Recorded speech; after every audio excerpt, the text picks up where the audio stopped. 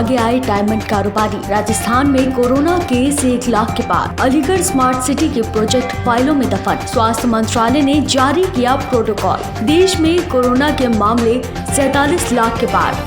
नेपाल में आए 1.77 लाख से ज्यादा पर्यटक। अमेज़न प्राइम वीडियोस का इंस्टाग्राम से पेज गायब। सुशांत पर फिल्म बनाने की लगी होड़। यूएई के खिलाड़ियों पर आईसीसी करेगी कार्रवाई। वुहान में घरेलू हवाई सेवाएं हुई सामान्य। कोरोना संकट में गुजरात के सूरत में मदद को आगे आए डायमंड कारोबारी। डायमंड के बिजनेस से जुड़े परिवारों को चेक सौंपे जा रहे हैं। आपको बता दें कि इसके जरिए कुल 32 पीड़ित परिवारों की सहायता की गई। राजस्थान में कोरोना का कहर जारी है। यहाँ कोरोना संक्रमितों की संख्या 1 लाख को पार कर गई। प्रदेश में अब तक कुल 1,01,436 पॉजिटिव केस सामने आ चुके हैं। तो वहीं एक्टिव केसेस की बात की जाए तो ये 17,286 हैं। अलीगढ़ में स्मार्ट सिटी के कई प्रोजेक्ट कागजों में दफन होकर रह गए। किला नगर चौराहे व यहां से रामघाट रोड तक जाने वाले मार्ग को दुरुस्त कराने की योजना भी थी, वो भी अभी पूरी नहीं हो सकी। स्वास्थ्य मंत्रालय ने कोरोना से ठीक हुए मरीजों के लिए गाइडलाइन जारी की है। इसमें व्यक्तिगत और सामुदायिक स्तर पर पालन करने के कुछ नियम बताए गए हैं। स्वास्थ्य मंत्रालय द्वारा रविवार को जारी किए गए आंकड़ों के अनुसार देश में कोरोना संक्रमितों की संख्या 47 लाख के पार हो गई। तो वहीं बीते 24 घंटों में 90,000 से भी ज्यादा केसेस सामने आए।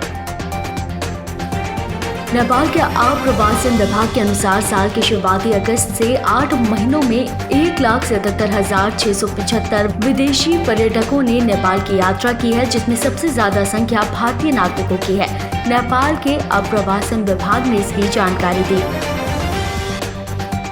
महाराष्ट्र सरकार के साथ हुए विवाद और अपने मुंबई स्थित ऑफिस में बीएमसी की तोड़फोड़ के बाद कंगना रनौत राज्यपाल से मिलने पहुंची।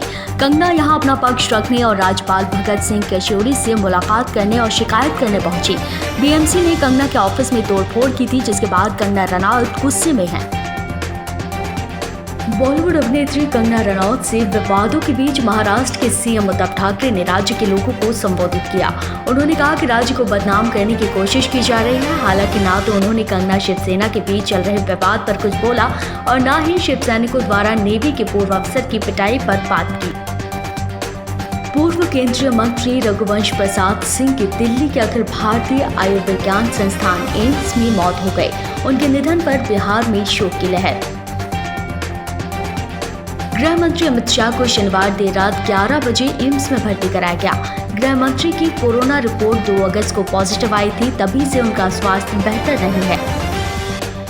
सीबीएसई बोर्ड ने 10वीं और 12वीं की कंपार्टमेंट परीक्षाओं के लिए एडमिट कार्ड जारी किए हैं। सीबीएसई बोर्ड ने परीक्षाओं के लिए एडमिट कार्ड के ऑफिशियल पोर्टल cbse.nic.in पर रिलीज किया।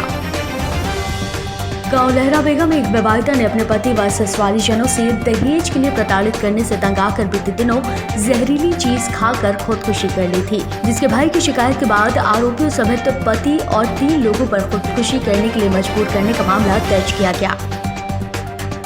औद्योगिक थाना क्षेत्र के गोपालपुर गांव के समीप शनिवार देर रात ट्रक से लाई गई 400 कार्टन शराब जब्त करने में पुलिस को बड़ी कामयाबी मिली।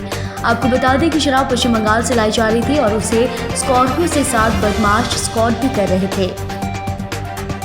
दिल्ली क्राइम ब्रांच को रविवार दोपहर एक बड़ी सफलता हाथ लगी। एक ऐसे शख्स को गिरफ्तार किया गया जो सीबीआई द्वारा 5 लाख का इनामी आरोपी था।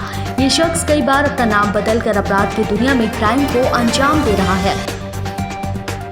दुनिया भर में कंटेंट पहुंचाने वाले अमेज़न प्राइम वीडियोस का इंस्टाग्राम पेज हटा दिया गया। इस पेज पर 1.1 मिलियन से भी ज्यादा फॉलोअर्स थे। इस कारण अमेज़न प्राइम वीडियोस के दर्शक और फैंस हैरान रह गए।